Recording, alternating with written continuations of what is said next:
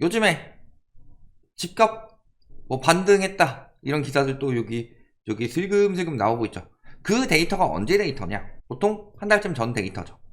그러니까 한 달쯤 전이면은 그때 특례 막 풀려가지고 효과 보고 나서 2월에 효과 보고 나서 그때 막 부추기면서 3월에 나왔던 것들, 그게 3월 말 되면서 데이터가 지금 나오고 있는 건데, 그걸 가지고 지금 뭐 반등을 했다 하면서 다 같이 담합해서 가격 올리려고 하고 있는데, 사실은요, 뭐 부동산 이야기를 하고 있지만 지금 부동산이 문제가 아니고 경제 자체가 박살이 나서 집값이 올라갈까 떨어질까 요런 뭐 고민하고 뭐 이런 상황이 아니고, 이 경제 위기에서 내가 어떻게 해야 되지? 이런 걸 고민해야 할 상황인데, 자꾸 집값 가지고 부추겨요. 누군가는 빠져나가고 누군가는 물리겠죠. 그리고 그렇게 집값이 떨어지지 않고 연착륙이 되는 동안에 또 지금 규제를 많이 풀어주면서 서울 청약은 잘 나간다 이런 식으로 부추겨서 건설사들이 더 많은 사람들을 물리게 하고 본인들은 큰 이득을 남겨가지고 빠져나가고 있는 거죠. 이런 상황이 지금 벌어지고 있는데, 핵심은 경제다. 그래서 경제 상황부터 한번 볼게요.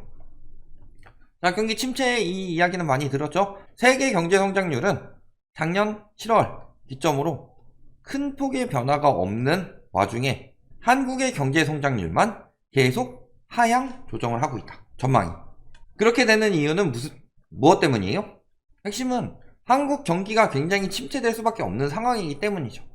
여러 가지 문제점들이 많지만 일단은 가계부채 문제가 굉장히 크고, 자, 그럼 가계부채의 경우는 뭐 통계에 나오는 데에 따라서 우리나라 전세보증금 포함하면 GDP 대비 가계부채 1위다.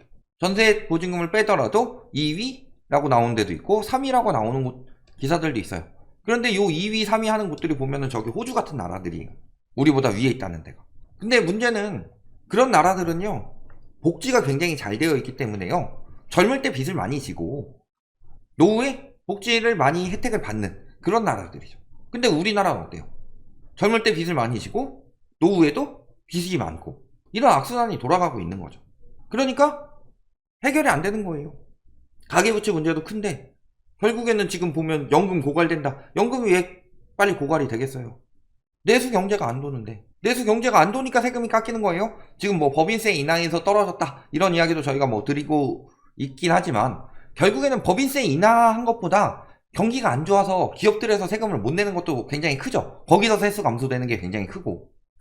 그런 와중에 왜 내수가 안 돌아가냐? 돈 다 모아가지고 부동산 사라고 계속 부추기죠. 소비를 하지 말고 월급의 80, 90%를 모아서 부동산 사라 이렇게 이야기하는 자칭 전문가도 굉장히 많고, 그러면서 집값 계속 올라간다고 지금이라도 사야 된다, 지금 사지 않으면 지각비를 냅니다, 이런 식으로 막 부추겨서 샀더니 무너졌죠.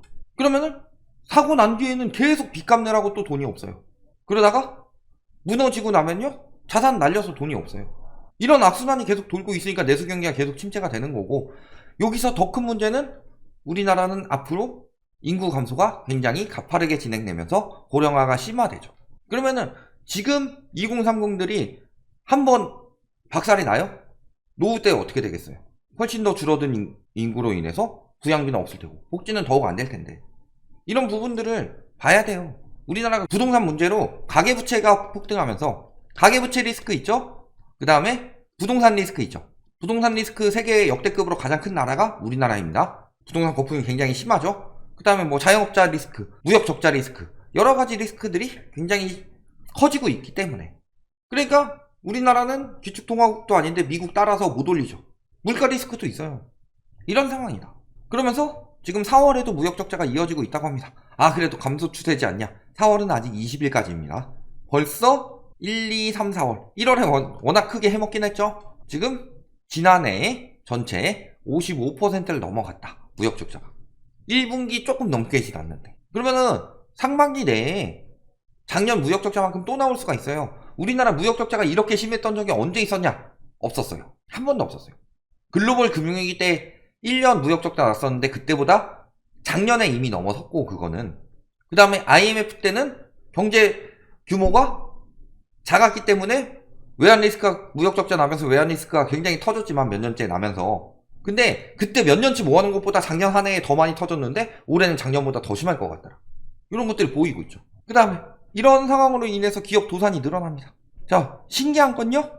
여기 보시면 뭐 조금 작년에 좀 그랬는데 올해 보면은 작년에 막 회생은 줄고 파산은 늘었죠. 그 이유가 뭐예요? 회생해봤자 안 될 것 같으니까 대놓고 파산한다. 이런 느낌인데 회생하려는 것도 늘어났고 지금 파산하는 것도 늘어났어요. 엄청나게 지금 기업 리스크가 굉장히 커지고 있다. 이런 와중에도 아직도 뭐 부동산 운운하면서 부동산 사세요 뭐 이런 정신머리 박힌 사람들은 제정신이 아니에요. 보면 어때요? 요것도 굉장히 많이 늘어났죠. 문제는 23년은 1, 3월인데 보면은 벌써 이만큼 늘어났는데 경기는 계속 안 좋죠. 거기다가 훨씬 더 많을 수 있다는 분석이 계속 나오고 있다. 왜? 절차가 있으니까. 지금 이미 보이는 게 저 정도. 지금 나오는 것들은 22년도 것들이 나올 수 있고 23년에 지금 굉장히 침체된 것들은 올해 상반기, 하반기, 내년 상반기 이렇게 계속 나온다는 거죠. 그래서 지금 보면은 고단한 회생 절차를 밟기보다 문을 닫는 쪽을 선택하기 때문이다. 왜? 자영업자들 봤잖아요. 코로나만 끝나면 괜찮아질 줄 알았는데 코로나 끝나도 안 괜찮죠. 그 물가 인플레이션 리스크는 당연히 있었던 거였어요. 인플레이션 리스크는 분명히 말씀을 드렸죠. 그리고 이것은 부동산 상승론자들도 알고 있는 상황이었다. 왜? 코로나 때 그들이 가장 부추긴 게 뭐였어요? 돈이 풀린다. 그러면 화폐가치 하락으로 집값이 오를 것이다. 화폐가치 하락으로 오르는 것은 사실은 집값이 아니라 물가죠. 거기서 집이 완연한 실물이다. 그냥 실물 자산이다. 실물 자산이란 말이 들어가죠. 그냥 실물 가격이 아니라 인플레이션은 실물의 가격이고 예를 들어서 과일값, 뭐 쌀값 이런 것들로 그런 것들이 하는 거고 집 같은 경우는 우리나라는 거기에 부채가 끼어 들어갔기 때문에 인플레이션이 그대로 실물에 적용된다고 말할 수가 없는 거죠. 인플레이션 해지 수단이 아니었다. 그래서 인플레이션이 심화돼서 금리가 올라가면 부동산에는 분명히 리스크가 온다. 이 부분에 대해서는 저희가 코로나 때 계속 경고를 했던 부분이고 결국에는 그 리스크가 터지니까 이렇게 빨리 오를 줄 몰랐대요, 금리를. 그래서 이제는 금리 이야기만 하죠. 근데 금리는 리스크 중에 하나라고 그랬죠. 저희는 금리만 이야기하지 않았습니다. 가장 큰 문제는 금리보다 경기라고 그랬어요. 금리가 아무리 낮춰져도요. 코로나 때만큼 낮춰질 수가 없죠. 그때 돈을 워낙 풀었기 때문에 지금 인플레이션이 터지고 있는 거고 그 인플레이션이 안정이 안 될 텐데 그러면 핵심은 경기인데 소득이 있어야 뭐가 올라갈 거 아니에요, 자산이. 근데 우리나라는 소득이 안 좋아요. 그러니까 경제 성장률도 계속 떨어지고 있는데 예측이. 그런데 뭘 도대체 기대해가지고 더 상승한다고 하느냐. 지금 보면은 특례 빨리 이제 끝나가고 있는데 이런 상황이에요. 그러니까 경기 리스크가 굉장히 안 좋죠. 무역 적자 늘어나죠. 그 다음에 인플레이션 안 잡히죠. 그런 와중에도 우리나라는 동결을 했기 때문에 금리를 따라가지 못하죠. 그럼 외환 유출이 일어날 수밖에 없는데 외환 유출이 일어난다 경고했더니 환율 떨어지고 환율 안정됐다 이런 이야기 했죠. 그런데 그때 저희가 뭐라고 그랬어요? 국가에서 아마 돈 풀었을 것이다. 올해 기사로 뜨죠. 60조 풀었다고. 외환. 그대로 나오고 있는 거예요. 그런 상황에서도 환율이 다시 튀고 있습니다.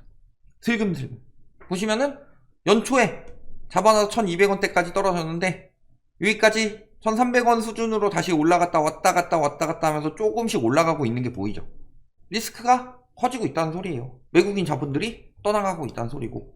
근데 이 와중에도 기사 찾아보니까 엄청 많이 나오더라고요. 서초 송파 반등했다. 그 다음에 강남 아닌데도 신고가 속속해가지고 목동 신고가 찍은 거 또 찍어가지고 이야기하고 광교 올랐다, 부천 올랐다, 용인 동탄 반세권 반도체가 지금 잘 나가요? 하던 것도 감산하는 와중인데 평택 또 이야기하고 있죠. 그 다음에 2.5배 폭등한 거는 굉장히 과거부터 지금까지 수년간의 데이터를 가지고 뽑아서 이야기를 한 거죠. 그걸 지금 이 상황에서 할 때냐. 통도, 청라, 검단 이야기 나오고 대전, 세종. 그 다음에 외국인 국내 부동산 다시 사들인다. 외국인들이 왜 사들이겠어요? 한국인들이 사들이니까. 한국인 거래량이 늘어난 만큼 외국인 거래량이 늘어나는 거죠. 거의 그 비중은 크게 변하지 않는다 그랬어요. 그리고 한국인 거래량이 늘어날 수밖에 없는 상황이죠. 아니 글로벌 금융위기 때도 청건대는 서울 거래량이 청건대는 한 3, 4개월밖에 안 갔어요. 그런데 지금 거의 1년 넘게 청건대 비슷하게 나왔었죠. 청건대도 안 나올 때도 있었죠. 이 시장이 잘못된 거지 지금 2,000건, 3,000건 나오는 서울 거래량이요. 활성화된 게 아니에요. 평년 수준으로 한 3분의 1토막에서 반토막밖에 안 되는 수준인데 이걸 자꾸 살아났다고 부추기는 거예요. 그런 상황이에요. 지금? 이렇게 살아난다고 하면 이야기하면 살아나요? 과거 글로벌 금융위기 때 경기 침체 나면서 데드캣 바운스는 났었죠? 그리고 꾸준히 하락하는데 이렇게 중간중간 반등은 있다고 그랬어요. 중간중간 반등은 있다고 그랬죠.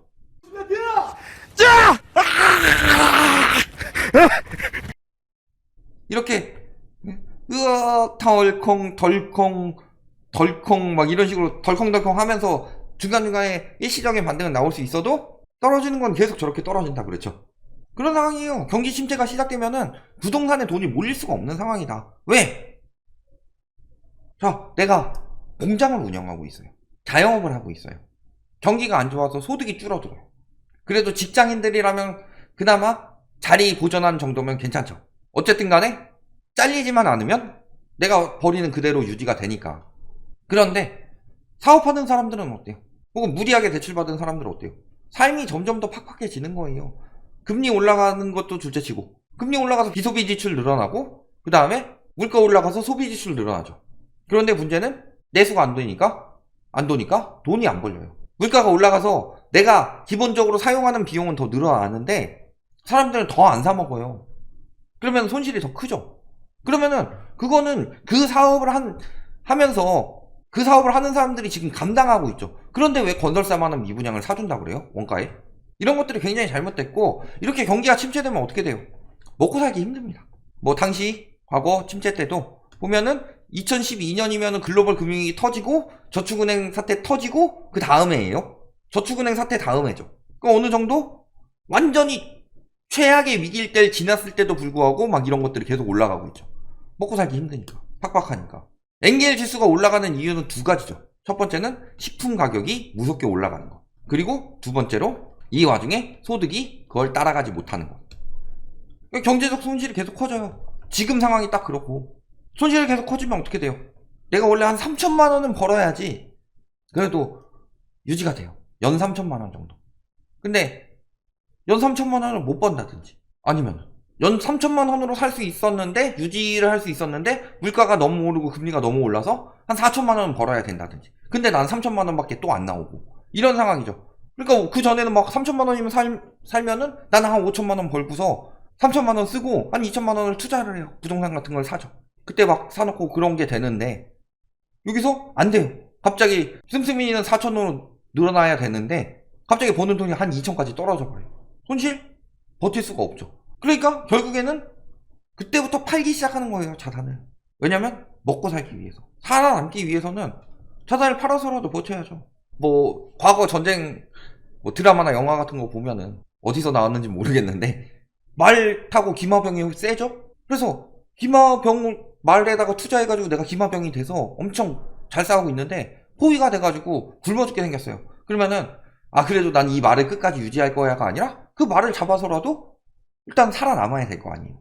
그게 그때 일어난 일이었죠. 집값을 헐값에 넘기게 된다. 그래서 당시 LTV 48.5. 자, 문재인 정부 때 집값 규제를 해야 된다 라고 했더니 규제 때문에 폭등했다 이런 식으로 부추겼죠. 그런데 집값이 폭락하게 생기니까 뭐라 그러냐, LTV가 50% 정도로 잘 관리되어 있어서 집값 폭락은 없다 이런 식으로 이야기를 했죠. 많은 그 부동산 교수라든가 이딴 인간들이. 근데 그 당시에 48.5일 때 폭락했어요. 폭락하던 도중인데 48.5였죠. 그러면 LTV는 그보다 더 적었죠. 왜냐면은 이 정도 LTV였는데 얘가 폭락해서 48.5까지 올라간 거니까. 그러면 LTV 20% 30%도 거품이 많이 쌓이면 충분히 폭락할 수 있다는 거죠. 그런데 왜 이제 와서 그런 식으로 이야기를 하냐. 그리고 보면은 지금 거의 뭐 LTV가 50%를 위협하고 있고, 아파트 매각가율, 즉 낙찰가율이죠. 낙찰가율이 70%대가 나왔다. 79.8% 이후 처음으로 80% 아래로 떨어졌다. 지금 그러고 있죠. 지금 70%대 또 나왔습니다. 낙찰가율. 그래서 결국에 집값 하락하면 LTV 상승하고, 그럼 만기 때 상환 압력이 들어오면 주택을 헐값으로 처분하고 또 추가 하락. 이런 악순환이 돈다. 근데 문제는 이번에는 LTV가 아니라 DSR이죠. DSR이 60%다. 지금 대출을 받은 사람들이. LTV는 탄력적으로 조정이 가능하더라도 DSR 같은 경우는 탄력적으로 조정이 안 되죠. 이거는 바젤3에 적용되었던 거고, 특히 뭐 외국 같은 경우 DSR 우리나라보다 좀 높다. 미국 같은 경우 우리나라보다 DSR이 높아요. 그래봤자 43%예요. 근데 금리 낮춰진다고 해서 되는 것도 아닌 게, 코로나 때 우리나라 DSR은 50%가 넘어갔죠. 이런 과거의 사례들이 그대로 나오고 있어요. 경제 위기 때 딱 드러났던 것들 그 이상으로 부동산이 문제예요. 지금 해야 할 일이 뭐냐. 자, 우리 실리콘밸리 뱅크 사태에서 생각을 해봐야 됩니다. 실리콘밸리 뱅크가 뭘 했어요? 왜 무너졌어요? 예금이 줄어서 돈이 급격히 필요해졌는데 예금이 줄었다. 그런데 가장 안전하다는 미 국채로 투자를 했는데 국채 가치마저 떨어질 정도로 지금 경기 상황이 기이하다. 그러니까 안전자산을 너무 또 대놓고 여기 좀 몰빵으로 투자했다가는 망할 수도 있다는 거죠. 그러니까 지금 해야 될 건 뭐예요? 손실 대비할 여유 자금이 필요하다. 자, 여기 여유 자금이 충분히 있었으면은 안 팔고 그걸 장기 투자로 가져갈 수도 있었겠지만 그게 안 되죠. 근데 이거는 은행에만 해당되는 게 아니에요. 우리도 그 생각을 해야 돼요. 예를 들어서 10년 뒤엔 집값 오를 거야 라고 생각하고 집 산 사람들 잘 생각해 봅시다. 10년 버틸 수 있어요? 영끌해가지고 돈 여유 자금이 하나도 없는데. 거기다가 또 그런 거 부추기는 인간들 보면은 그런 이야기 하죠. 보험부터 해지해라. 리스크 터지면 어떡할 거예요? 뭐 보험에다가 엄청 돈을 쏟아 부으라는 이야기 하는 거 아닙니다. 보험도 너무 많은 돈을 넣어도 안 되고 최소한 안전하게 방어막 정도 형성할 정도로 그러면서 최대한 절약할 수 있을 만큼 하는 건 맞는데 그렇다고 다 해지할 필요는 없죠. 그런 것처럼 리스크 대비는 하나도 안 돼 있어요. 여기서 리스크가 어디서 터질지 모른다 그랬죠? 부동산 PF에서 터질 수도 있고 지금 가계부채에서 터질 수도 있고 아니면 자영업 부채에서 터질 수도 있고 어디서 터질지 모르는데 여기서 하나만 딱 터지기 시작하면은 리스크는 쭉 갈 거예요. 특히 지금 이금융권이 거기서 많이 위험하고. 그 다음에 또 뭐 해야 돼요? 자, 하우스푸어 만드는 사회 부추기고 있어요? 딱 1억 원만 먹고 나오려고 했다. 계약금 1,000만 원으로 3,000만 원 프리미엄을 벌 수 있다는 말을 믿었다. 이런 말을 믿고 지금 사고 있는 거예요? 2010년이죠? 지금 MB 때 데드캣 바운스처럼 심리 만드는 딱 그 시기죠? 딱 그것만 지나봐라. 무리한 욕심냈다가는 개털되는 거다. 그런 이야기를 하는 사람들이 있어요. 지금이 뭐 몇십 년 만의 기회입니다. 몇십 년 만의 기회는요, 그냥 누가 몇십 년 만의 기회니까 이거 사세요 라고 해서 생기는 게 아니라요, 그 몇십 년 만의 기회를 잡을 수 있는, 볼 수 있는 눈을 계속 길렀어야 되고, 그 경험을 통해서 정말 진짜 위험하지 않게 딱 그렇게 해가지고 손실 안 나고 잘 할 수 있는 그런 눈을 가진 사람이 봐야 되는 거지. 아, 몇십 년 만의 기회입니다 하다가 몇십 년 동안 모아놓은 거 한 번에 날릴 기회가 될 수도 있다. 그러니까 어중이 떠중이들 말 믿지 말고요, 모르면요 안전하게 자산해야 돼요. 내가 모르는데 과욕을 부린다? 한두 번은 성공할 수 있겠죠. 영끌족들도 샀을 때는 가격이 올라갔죠. 그게 끝이에요. 그 뒤에 말로를 봐라. 여기까지 말씀드리겠습니다.